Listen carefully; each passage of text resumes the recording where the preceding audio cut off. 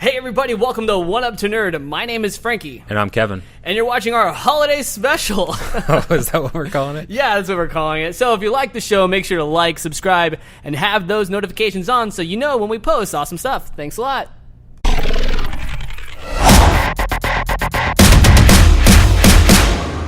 And then in recent news, Zuckerberg was on CNN doing an interview. Yeah. So, I mean, it was shortly just after the last podcast that I saw, I don't even know how it popped up in my feed. And it wasn't too recent, but it happened to just pop up again. And then I watched it, immediately texted you because I knew you would want to be all over that. Yeah. This was his first, maybe not first, but more recent after the controversy in Congress, and he went and testified. And this was a really real Zuckerberg. Yeah, it was one of the lesser robotic Zuckerbergs. Really natural, really relaxed, very transparent. But I felt like if it was the robotic Zuckerberg, like the synapses in his brain were just like, they weren't firing off. Like he was just kind of flustered at times, to me at least. I don't see flustered. I see like very, very, like he's trying to think through like what really is at heart of what she's asking, because she laid into him. Like she asked him a lot of really tough questions. I'll link the interview. I'll link the interview. I think we already did, didn't we? Not okay. What do you mean? Like we didn't share it on. No, actually, I don't think I shared it. Yeah, but maybe we'll that's definitely not something we would share. But yeah, we'll definitely link it though in the video. Yeah. So she got into touching on like I think it was like the place that Facebook and social media has in our society. And I know that that's starting to become a topic of discussion in like the news and in politics, like really what the impact of social media has been on our society. Yeah. And I mean, it almost, it's really hard to discuss without getting too political, obviously, because I mean, that's what effectively we're talking about is who's getting their voice on social media. And I don't think that was what it was about at all. But okay. Well, tell me what you think more what it was about.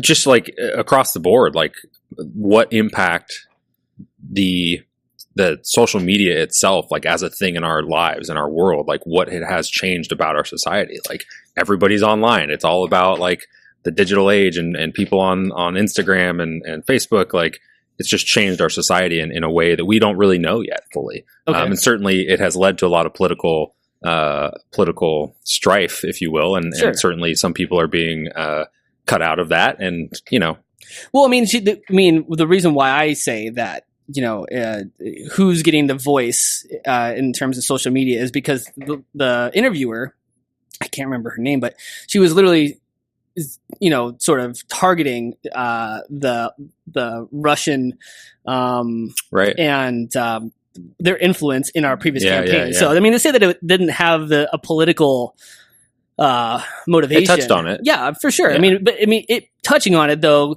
definitely leads to a much broader discussion. Right. And, that discussion goes into many different realms of who's right and who's not, and how much do you regulate and how much you don't. And for me, I'm very open. I don't like to think that social media should regulate me. If it's not going to be Facebook, it's going to be something else that lets me have whatever voice I want. Yeah, and the thing that I think a lot of people are becoming hip to is the ability to manipulate a populace, and that is essentially what I think where regulation could play an important piece. And we sort of talked about some theoretical solutions to fixing some of the problems that came up, and that's an area where I kind of want to know, and I would rather not be manipulated to some sort of influence that I wasn't able to form my own opinion.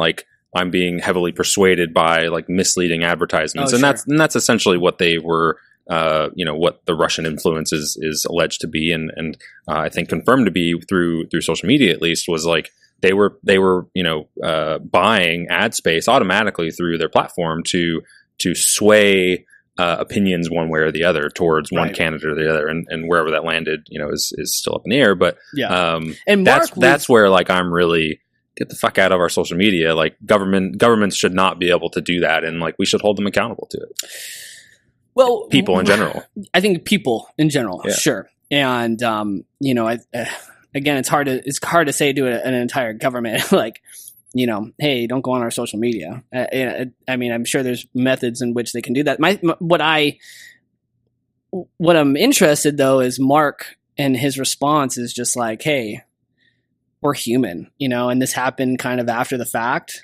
Not after the fact, it happened, and it wasn't until after the fact that we became privy to it. And right. And it has to be looked at more closely, and it has to be. I think there's a lot of they don't really know what to do about it. To be honest, that's at least what I could gather. I think they're kind of still in this sort of space where they're how do we be more effective moving forward? And I don't think Mark is kind of the guy who just would willy nilly put something into place without a lot of thought behind. There's a lot of smart people at Facebook and thinking about this problem, and I think what that really brought up is like when we develop new technologies, how will they get used, right? Like, right. And I always say they're going to get used for bad first. Well, in this case, it wasn't for bad. It ended up being for bad. Like, social media, depending on who, Well, I guess social media, like if you follow how it was founded, like the reason that it was created was like Facebook? The essence of what it first was for was Facebook, like, rating people in college. But what it ended up being was something much more profound before it was something really negative. Very. I agree. But it certainly has had an impact. Totally. But anyways, check it out. We're always like looking into, current events and around technology and things that we sort of interact with on a daily basis. So I think, I think that's enough on that topic. So we'll share it out, and maybe you have got some thoughts on it after hearing us talk about it. I'd love to hear them. Moving on to, we want to hit Netflix. Yeah. What about it specifically for you is the biggest thing? I saw the Umbrella Academy just last night, like whatever that preview was. I think I shared it. I think I shared it last night, or was it this morning? I think it was on Netflix, like the little, like the in menu, like where it plays the trailer in the menu, and I was like, "What the hell is this?" And then I saw that you had shared it on our social media, and I'm still kind of confused. Like, it left me a little bit like maybe it's like an origin story for some sort of mutant, like or special, like gifted children type school. I don't know. I was kind of confused by it. Yeah, it has. It reminded me a little bit of like a young X-Men, or there's a comic series called Black Hammer, and it pulls from a lot of the classic superhero story arcs. A lot from what was that one with Robert Downey Jr.? Iron Man? No, fucker. There were the guy, he was all blue, and he blew up the whole like galaxy at the end. Watchmen? Watchmen. I don't know. That's not Robert Downey Jr. He was, Robert Downey Jr. is in Watchmen. Nope. Pull it up. How much you want to make a bet? I will bet you $100 that Robert Downey Jr. is in the Watchmen. $100? $100. Pull it up. He is in the Watchmen. Robert Downey Jr. Nope. Oh, I'm thinking of the guy from... I'm wrong. Kevin, I'll give you $100. Damn it. Yes. Wow. That was a legit loss. That's one of my favorite movies. Like, Dr. Manhattan is the Blue Man. That guy, who's the guy who I'm thinking of? I don't know. He's the guy. He's the guy with the hammer in the comedian in Walking Dead, right? That's the guy? No. Who's that guy? Jeffrey Dean Morgan? Is that? Oh yeah, Jeffrey Dean Morgan. Okay, so I'm right about that, but I still owe you the money. Yeah, he was the comedian. Okay, that's what you're thinking of. I had fuck. Yeah. So, but at its core, a Watchmen vibe. I got a Watchmen, Black Hammer, young X-Men vibe, and it's a timepiece though. It's like it's set in the 50s. It looks like it's kind of backdated, which is it checks out for I guess with a Black Hammer. It's so much easier to write and create shows when you don't have modern technology because of all like the weird loopholes that like having a cell phone, like having a horror film take place with cell phones is like, why don't you just call 911? I don't know. There was like this transition phase, and I think now like Christy likes watching a lot of horror films. Now there's like this transition where they're becoming better writers around using technology, but there was a really big gap of just bad technology writing in movies. But anyways. Yeah. It looks interesting, and I'm going to keep an eye out on it. Yeah. I didn't like there were a lot of people, or at least the responses online seemed to be very excited about it. But for me, I saw it and kind of went, like, I don't know. Yeah. So. I actually didn't, when I saw it on the Netflix menu, I didn't watch it there. Mm-hmm. And then when I saw you shared it, I was like, okay, I'm actually going to watch this. Yeah. And see. I was like, okay, you shared it. I might as well look at it and see what's up. But, yeah. And then I saw the Ghost in the Shell animes. They're developing an anime series based on Ghost in the Shell, and that's going to be coming out in 2020, which is a long time. Well, I guess it's the end of 2018, so it's only a year and a half. Plus, unless it's at the end, then it's going to be bad. But and then Cowboy Bebop live action Netflix, original, and so I'll tell you a story. When I was in college, my roommate John, he was a big anime guy, and the one anime that always kind of looped around in the discussion was Cowboy Bebop, and Cowboy Bebop just always seemed to have this, I don't know, people seem to hold it near and dear to their hearts as one of the animes they always go back to as one of their favorites, one of the more iconic, more of the lovable stories, and it's about, I guess, two brothers. Is that I don't know. I've been aware of Cowboy Bebop as a thing, and I know that like it's fairly popular in those circles. I'm interested to see what the live action adaptation looks like.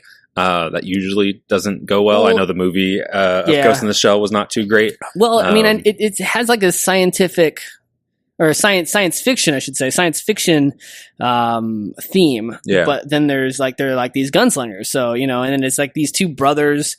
And some of the battles that ensue around them and what they do and the fights that they have, it's always sounded really awesome. There's 2 seasons that you can watch right now on Hulu. Yeah. And I started the first episode where they're in space and and it's the one main protagonist, one of the brothers, I suppose. And when I shared it on Facebook, everybody, I think it almost like the room was silent. It was kind of like, don't you weren't expecting anything. Fuck that up.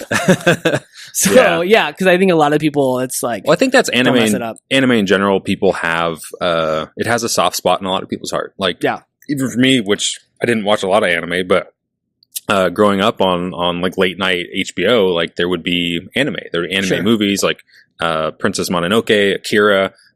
Those types of shows were on. There's one called something, I'm going to butcher this. I can just only remember like the last part of it, but something Evangelion.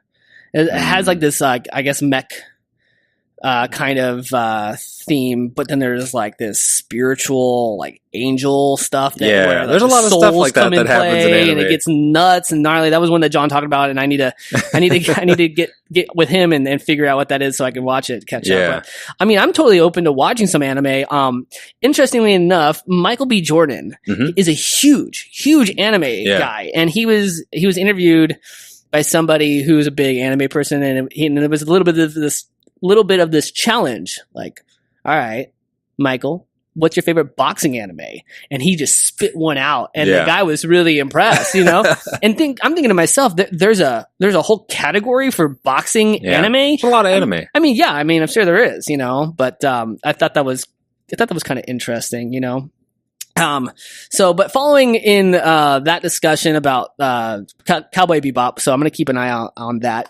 The big thing for me coming out of Netflix was the cancellation of Daredevil. Yeah. And I haven't started watching the new season. I think Christy and I watched one episode. And it looked pretty good, but when I saw that news, I was like, oh, that's a Disney. So it's a Disney move. So I've been watching Daredevil, and it really jumped off for me. In the prison scene, there's this episode where a good half of the episode is Matt Murdock trying to escape this prison. Yeah. And he goes as a lawyer, and he just gets set up as a trap. It's just a whole trap. And without getting too much away, there's the what's the culture? Not culture, but the group. Not Armenians. There's a group that's rivals with Fisk.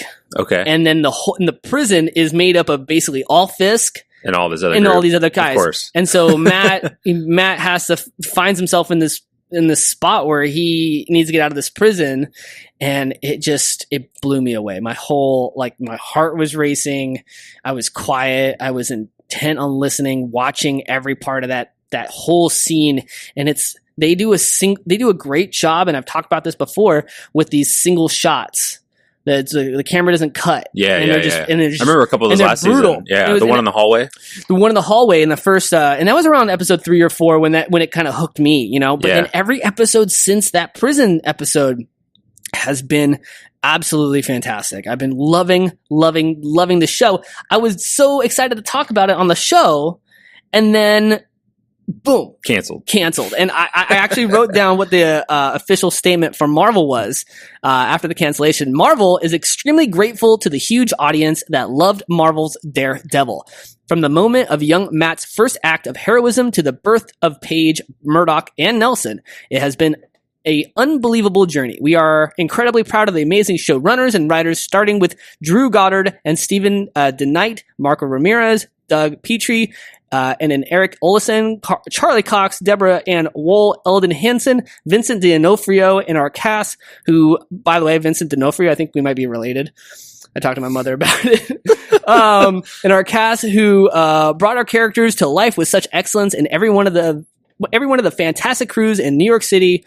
We look forward to more adventures with the Man Without Fear in the future. So you think they're going to bring it back? From what I understand, they're not.